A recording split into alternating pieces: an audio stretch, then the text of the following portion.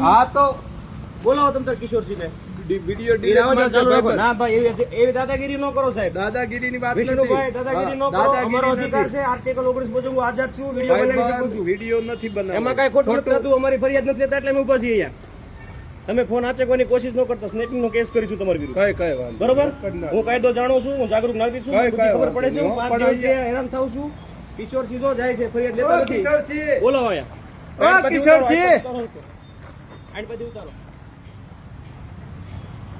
કિશોરસિંહભાઈ Vi ગાડી લઈને ઉભા રહ્યા. હા પણ ઉભા તો બંધ કરી દે ભાઈ, બસ વિડીયો બંધ કરી દે સાહેબ. વિડીયો બંધ કરીને વાત ન કરો. હું લેવો વિડીયો બંધ કરવાનું કહો છો? અમે કઈ પ્રવૃત્તિ કરીએ છીએ? અમે કઈ પ્રવૃત્તિ કરીએ છીએ? કઈ વાંધો નહીં. અમે ખોટી પ્રવૃત્તિ કરીએ છીએ? ખોટી પ્રવૃત્તિની વાત અમે કઈ ખોટું કરીએ છીએ? અમે 5 દિવસથી હું અહીંયા હેરાન થાઉં છું. ફરિયાદ દાખલ કરવા માટે પોલીસ સાંભળતી નથી. એટલે શેના માટે પોલીસ સ્ટેશન બનાવ્યું છે? ફરિયાદ સાંભળવા માટે બનાવ્યું છે કે મને હેરાન કરવા માટે? એનું સોલ્યુશન મેં એસપી સાહેબને ફોન કર્યો છે. એસપી સાહેબ ને કર્યો છે, બધાને કર્યો. સાહેબ હાજર નથી થતા. હું સવારે 12 વાગ્યાનો વાટ જોઉં. હા તો પણ હમણાં આવે એટલે ઘડી ખમો ને, આ બંધ કરી દો. હું ધરણા ઉપર બેઠો છું. તમે તાર સાહેબ આવો ત્યારે મને બોલાવજો.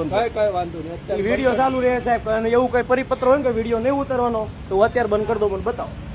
પરિપત્ર ની વાત નથી, બંધ કરી દો. તમે કેમ રાડ્યું નાખીને કે હા પણ એટલે હું મારા 31 વર્ષ છે. હું વ્યવસ્થિત માણસ છું, લુખ્ખો નથી. અરે તે લુખ્ખાની વાત જ નથી. એટલે તમે પ્રેમથી મને જે સમજાવો એમ ખબર છે. મારી જોડે આયા તમે. હું તમારી જોડે મારા આવા થતું નથી. મારો જમાદાર છે ને મળવાનું હોય. કિશોરસિંહ મળી લીધું એમને. એમણે મને ચોખ્ખું કીધું બનાવો વિડીયો. કિશોરસિંહ ફોન કરો, એને મને કીધું વિડીયો. હા અત્યારે બંધ કરી દો. હું ફોન કરીને વાત કરો. તમે ફોન આવો, વિડીયો બંધ કરી દો અત્યારે ભાઈ.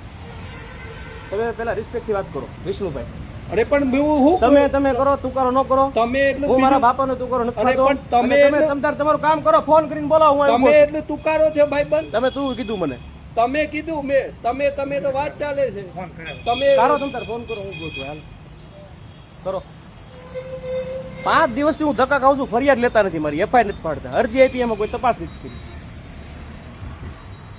વર્તેજ પોલીસ સ્ટેશન બોર્ડે બહાર પીડ્યું છે, ઉપર બોર્ડે નથી અહીંયા. એટલે હું અહીંયા મારા જતાવાનું જ છે.